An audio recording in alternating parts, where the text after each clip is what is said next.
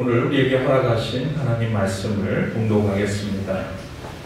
누가복음 21장 25절에서 36절까지의 말씀을 제가 읽겠습니다.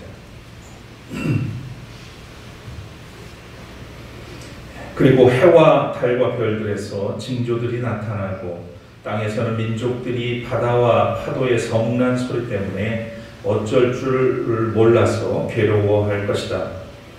사람들은 세상에 닥쳐올 일들을 예상하고 무서워서 기절할 것이다. 하늘의 세력들이 흔들릴 것이기 때문이다. 그때의 사람들은 인자가 큰 권능과 영광을 띠고 구름을 타고 오는 것을 볼 것이다. 이런 일들이 일어나기 시작하거든 일어서서 너희의 머리를 들어라. 너희의 구원이 가까워지고 있기 때문이다. 예수께서 그들에게 비유를 하나 말씀하셨다. 무화과 나무와 모든 나무를 보아라. 잎이 돋으면 너희는 스스로 보고서 여름이 벌써 가까이 온 줄을 안다. 이와 같이 너희도 이런 일들이 일어나는 것을 보거든 하나님의 나라가 가까이 온 줄로 알아라. 내가 진정으로 너희에게 말한다. 이 세대가 끝나기 전에 이 모든 일이 다 일어날 것이다. 하늘과 땅은 없어질지라도 내 말은 절대로 없어지지 않을 것이다. 너희는 스스로 조심하여 방탕과 술 취함과 세상살이의 걱정으로 너희의 마음이 짓눌리지 않게 하고 또한 그날이 덫과 같이 너희에게 닥치지 않게 하여라. 그날은 온 땅에 사는 모든 사람에게 닥칠 것이다. 그러니 너희는 앞으로 일어날 이 모든 일을 능히 피하고 또 인자 앞에 설 수 있도록 기도하면서 늘 깨어 있어라. 이는 하나님의 말씀입니다. 하나님께 감사드립니다.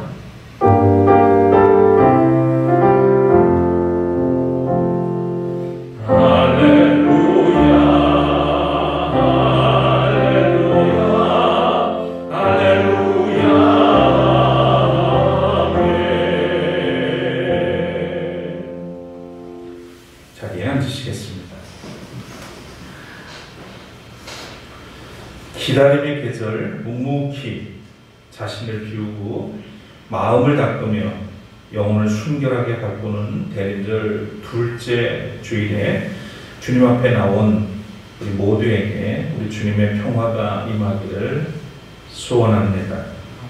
오늘은 사람의 아들이 오신다라는 제목의 말씀을 나누도록 하겠습니다.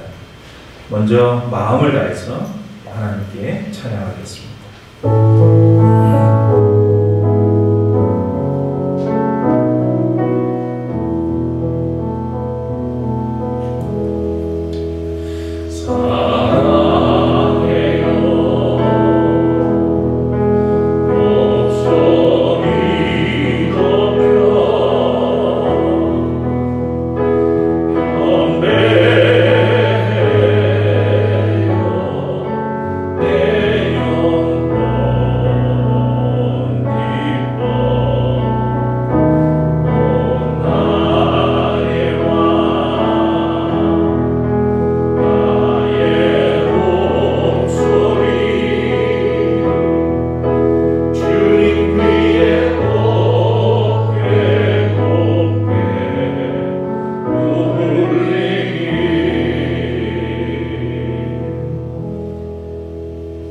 대림절 두 번째 주일 이 아침에 저희들의 발걸음을 인도하셔서 예배의 자리에 나오게 하시고 이 시간 주의 말씀 앞에 세워주시니 감사합니다.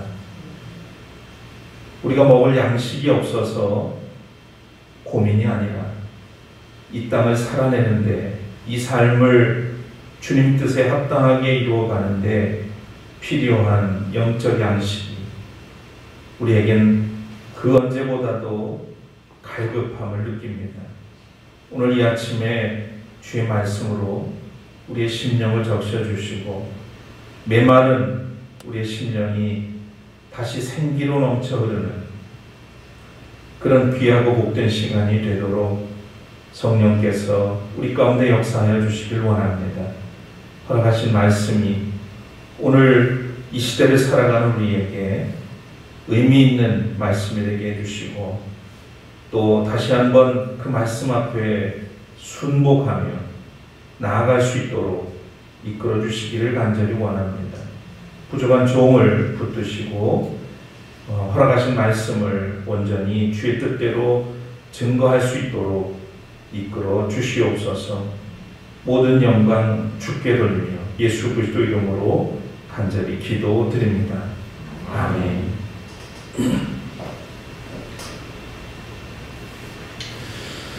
네, 지난 주일부터 임례송으로 우리가 부르는 노래가 있습니다. 여기 오소서 내 주여라는 찬양인데요. 원곡은 중에도 아시겠습니다만 쿰바야라고 하는 흑인 연가입니다. 여러분은 쿰바야라고 하는 이 말을 들을 때 어느 나라 말로 들리시나요? 아프리카 말로 들리시나요? 아니면 영어로 들리시나요? 답이 안 나올 줄 알았어요. 정답은 영어에서 유래된 말이랍니다. 미국 남캐롤라이나 해안으로 끌려온 흑인 노예들이 고대 노동을 견디면서 부르던 노래입니다. 본래는 Come by here, my Lord, Come by here, my Lord라고 하는 노래였던 거죠. 여기 오소서 내 주여, 여기로 임하소서라고 하는 뜻의 노래였습니다. 그러니까 이 말이 처음에는 이 흑인 노예들에게는 쿰바야로 들린 겁니다. 그래서 그걸 계속 부르다 보니까 그냥 오히려 Come by here보다는 쿰바야가 너무 익숙해지게 됐고 그래서 그렇게 불려지게 됐다는 얘기입니다. 그들은 견디기 어려운 그 고된 노동의 현장 속에서 하늘을 우러러 정말 간절한 마음으로 이 노래를 부르며 위로를 받았을 겁니다. 쿰바야, my Lord, 쿰바야. 여기 오소서 내 주여. 이뿐 아니라 우리가 잘 아는 것처럼 초대교회 성도들에게는 마라나타라고 하는 아람어가 있었죠. 주 예수여 오시옵소서. 이렇게 다시 오시겠다고 약속하신 주님을 그들은 기다렸던 겁니다. 그들에게는 주님이 다시 오실 때 왕으로 오셔서 심판하시고 또 땅의 모든 공고함으로부터 주를 따르는 백성들을 건져주실 것이라는 그런 믿음과 소망이 있었습니다. 여러분은 요즘 이 시대를 살아가면서 주님이 절박하게 이렇게 기다려지십니까? 혹 이 코로나로 고달프기는 하지만 아직은 살만하니까 주님은 좀 더디 오셨으면 그리고 바라고 계시지는 않나요? 과거 다미선교회처럼 시한부 중말론에 빠진 광신도가 되면 문제이겠지만 또 다시 오시겠다고 하신 주님을 잊고서 기다림도 없이 방자하게 사는 것도 큰 문제가 아닐 수 없습니다. 기도하며 깨어 있어야 하는 것이죠. 대림절은 약속된 메시아를 겸손히 기다리는 절기이자 또한 다시 오실 주님을 기다리는 절기입니다. 오늘은 사람의 아들이 오실 때 다가올 종말의 때를 위해서 우리는 어떤 자세로 기다리면서 준비해야 할지에 관한 그런 말씀입니다. 사람은 세상에 태어나는 순간부터 종말을 살아갑니다. 숙명이라 해야겠죠. 그러니까 살면서 언제일지 모를 죽음을 어느 누구도 피할 수 없기 때문입니다. 종말론적인 삶이라고 하는 것은 우리가 떠날 때를 알 수 없지만 마지막 때, 주님이 다시 오실 그때를 의식하면서 사는 것을 말합니다. 보이지 않지만 온전하고 영원한 하나님의 나라를 주목하면서 지금 나에게 주어진 모든 은혜에 감사하며 살아가는 것이죠. 사도 바울은 고린도 후서 4장 18절에 이렇게 말한 적이 있습니다. 우리는 보이는 것을 바라보는 것이 아니라 보이지 않는 것을 바라봅니다. 보이는 것은 잠깐이지만 보이지 않는 것은 영원하기 때문입니다. 그러니까 우리가 이 시대를 살아가면서 보이는 것만 붙들고 살아서는 안 된다는 거죠. 더 중요한 보이지 않지만 영원한 것을 찾는 사람이 되어야 된다는 얘기를 하고 있습니다. 종말을 논할 때 우리는 개인의 종말과 집단적 종말 구분해서 이 두 가지를 구분해서 논의할 필요가 있습니다만 우리 그리스도인에게 개인적 종말이든 집단적 종말이든 우리의 주님의 말씀을 기억하고 주님 뜻에 합당하게 사는 것이 무엇보다 중요하다 하겠습니다. 우리가 오늘이 마지막인 것처럼 또 오늘 하나님의 아들이 오신다고 확신한다면 우리는 한가로이 또는 오만방자하게 사람들에게 함부로 대하고 하나님을 하찮게 여기며 거짓되게 살 수는 없을 겁니다. 우리가 종말론적인 삶을 살아가다 보면 우리는 이런 깨달음을 얻게 되죠. 공술의 공수고 빈손으로 왔다가 빈손으로 가는 것이 인생이라는 것, 인생은 안개와 같고 아침 이슬과 같다는 것, 잎은 마르고 꽃이 시들어 버리듯 인생이 덧없고 헛되고 헛되니 모든 것이 헛되도다 고백한 솔로몬처럼 하나님을 떠난 인생의 덧없음을 우리는 알게 됩니다.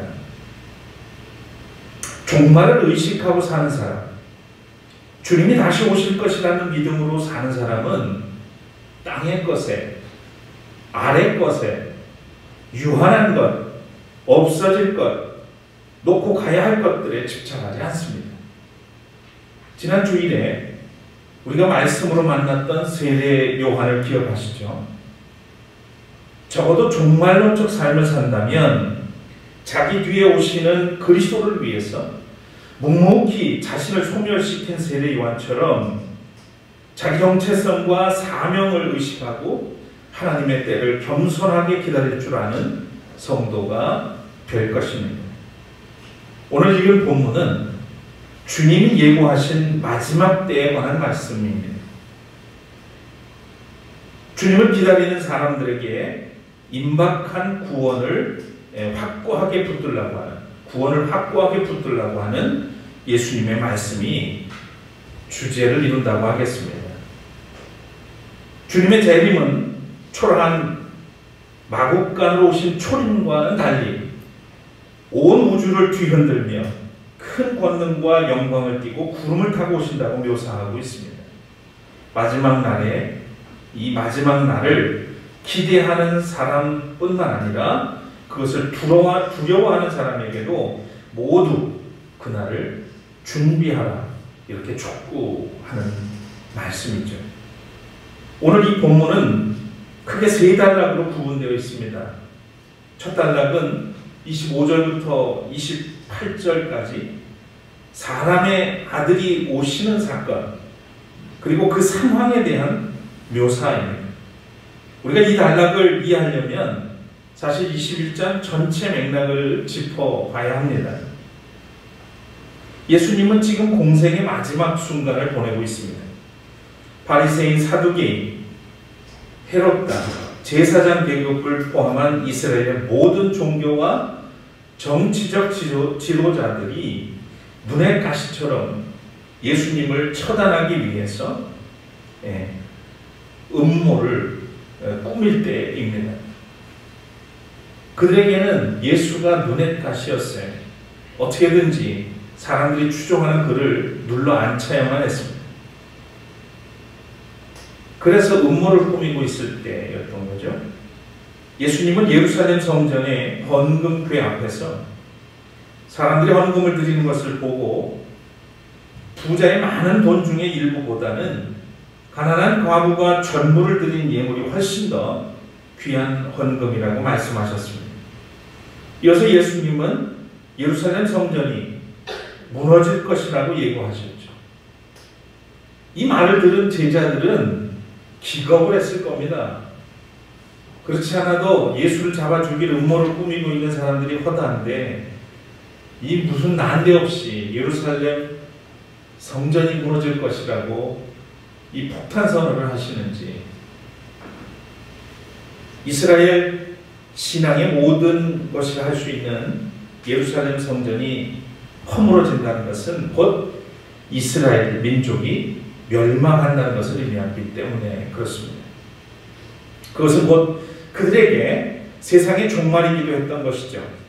제자들은 언제 이 일이 일어나는가에 대해서 몹시 궁금해집니다. 그래서 주님께 물었죠.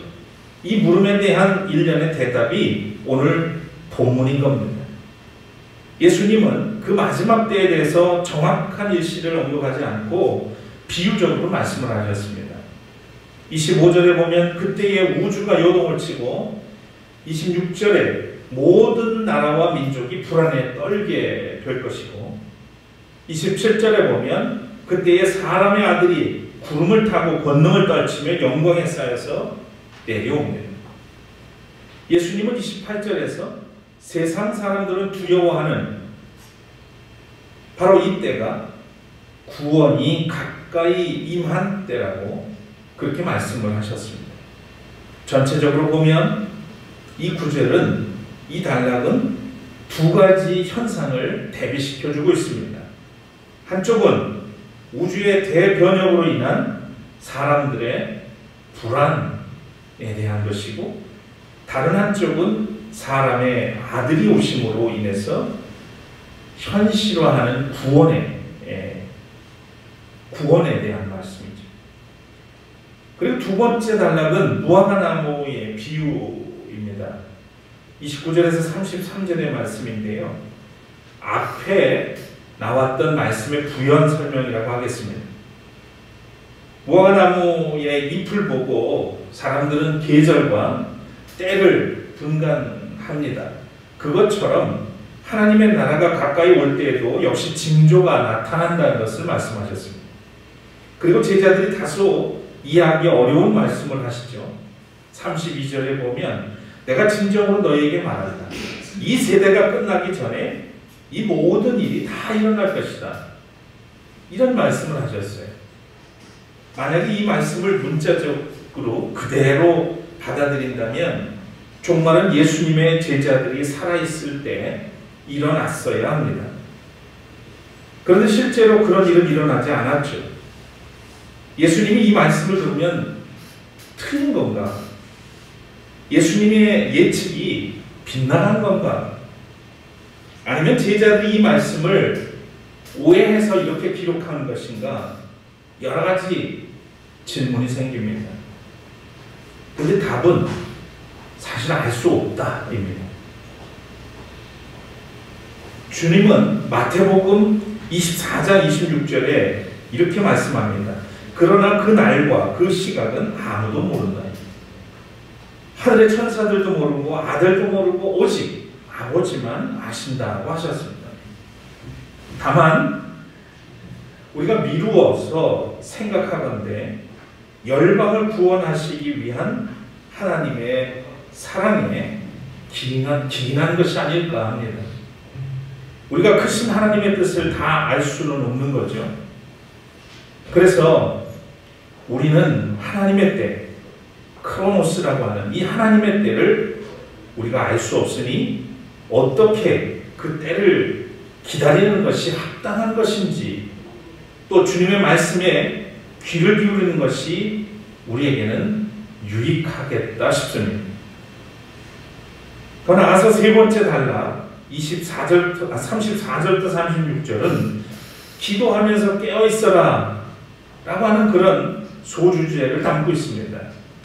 종말은 야생동물을 잡을 때 사용하는 덫처럼 느닷없이 닥칠 테니 시간을 허비하거나 무익한 근심과 걱정으로 생을 낭비하지 말고 기도하며 늘 깨어있으라 하는 것입니다. 오늘 본문은 전체적으로 정리하면, 이 본문을 전체적으로 정리하면 세 가지 명제를 말하고 있죠. 첫째는 하나님이 정한 때에 사람의 아들 인자가 오신다 라는 것이고, 둘째는 그 종말의 때는 그에 앞서서 반드시 징조가 있다고 하는 것입니다. 그리고 세 번째는 그 순간은 우리가 예상할 수 없이 갑작스럽게 일어나니 항상 조심하고 깨어있어야 한다는 말씀이죠. 그렇다면 도대체 이 본문이 우리에게 말하려고 하는 것이 무엇이겠습니까? 무엇 때문에 주님은 이 말씀을 우리에게, 대림절을 맞이한 우리에게 던지시는 걸까요? 주님께서 언급한 이 우주적인 종말은 바로 사람의 아들이 오시는 사건이라는 겁니다. 사람의 아들, 인자. 사람을 구원하시기 위해서 사람이 되어 오신 하나님을 의미합니다. 소경을 인도할 수는 없습니다. 죄인이 죄인을 구할 수는 없습니다. 사람으로 오시지만 죄 없는 의로우신 분이어야만 그 일들을 할 수 있습니다. 사람으로 오신 하나님, 그분이 오시는 사건이 종말의 때 다시 오시겠다 하신 주님, 그 사건을 의미한다는 것입니다. 오늘 본문은 그런 우주적 변혁의 때가 곧 사람의 아들 예수 그리스도를 통해서 그분이 재림하실 때이고, 그때에 우리는 구원을 얻게 된다고 하는 말씀입니다. 종말은 예수님이 구름을 타고 권능을 떨치며 영광에 쌓여 오시는 사건입니다. 성서가 말하는 것은 아주 분명합니다. 이 우주가 새롭게 구성될 종말은 우리에게 오지만 정확한 시기는 아무도 모른다는 것입니다. 그래서 더 주의 집중하고 깨어서 하나님의 말씀과 뜻에 합당하게 살아야 된다는 당연한 논리가 형성이 되는 거죠. 그렇다면 그리스도인은 이 종말에 오기 전에 이 시대에 어떻게 살아야 될까? 종말은 아예 생각하지도 말고 우리에게 주어진 현실에만 묶여서 살아야 되나? 아니면 현실을 무시하고 종말 문제에 집착하면서 살아야 되나? 여러분, 우리는 어떻게 살아야 되겠습니까? 오늘 본문은 그런 고민에 빠진 우리들에게 선명하게 두 가지 충고를 합니다. 하나는 34절입니다. 흥청대며 먹고 마시는 일과 쓸데없는 세상 걱정에 마음을 빼앗기지 않도록 조심해라. 조심해라 하는 거예요. 왜요? 그날이 갑자기 닥칠지 모르기 때문입니다. 방심하지 말라는 말씀이죠. 기름을 준비하고 신랑을 맞은 슬기로운 다섯 처녀처럼 그렇게 살라는 말씀입니다. 다른 하나는 36절 마지막에 기도하면서 늘 깨어있어라 라고 말씀합니다. 기도하면서 늘 깨어있어라. 만일 씨앗이 땅속에 씨앗을 심었는데 그 씨앗이 땅속에 묻혀서 자기 이 씨앗의 형체를 잃을까봐 걱정하고 있다면 말이 되나요? 그러면서 단단하게 비가 오고 그 축축함 속에서도 끝까지 견딘다면 아무 일도 일어나지는 않을 겁니다. 씨앗이 소멸되어야 싹이 돋아나는 것처럼 우리는 사람의 아들이 오시는 날에 전혀 다른 생명으로 변화한다는 사실에 마음을 집중해야 합니다. 애벌레가 나비가 되려면 온 힘과 정성을 기울여서 고치를 만드는 것처럼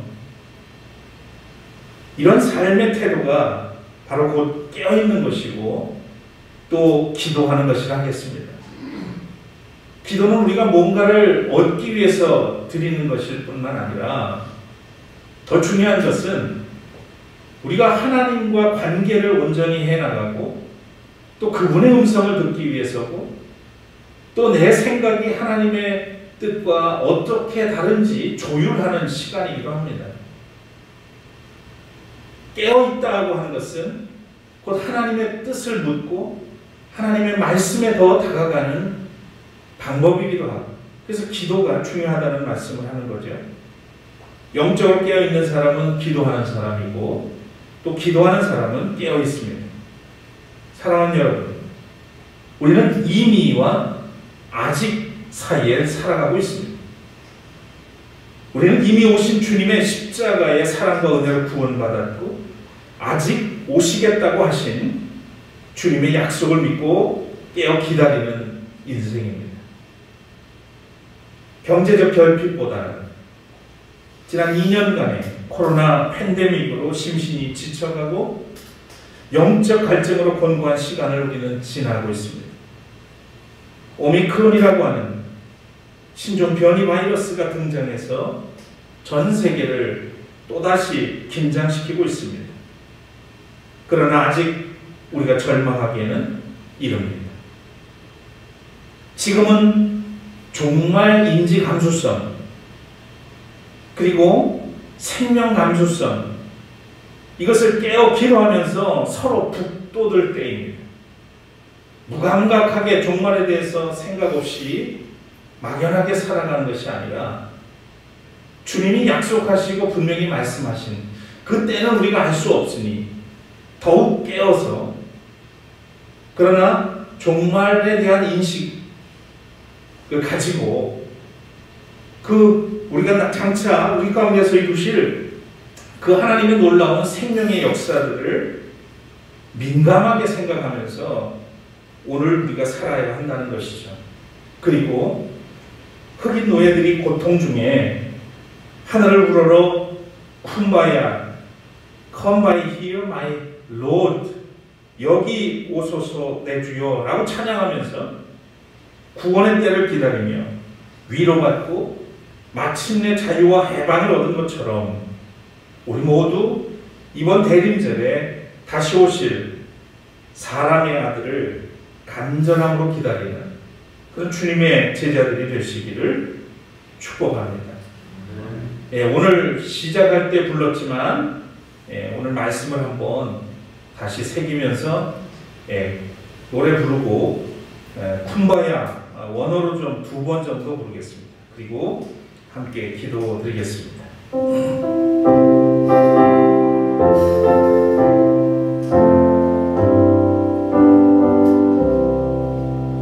Kumbaya.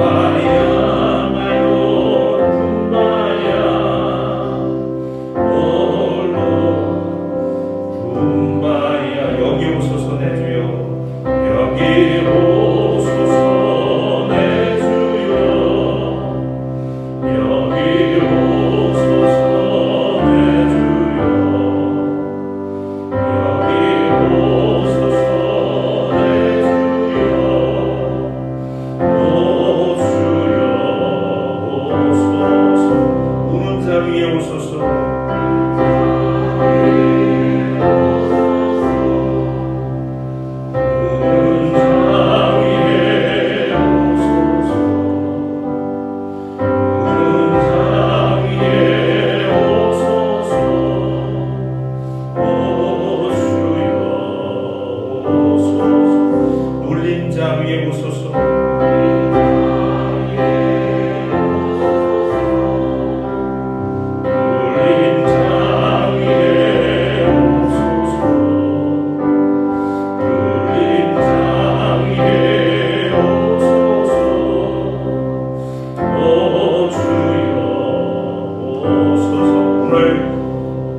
말씀을 이 시간 마음에 새기면서 잠깐 기도드리겠습니다.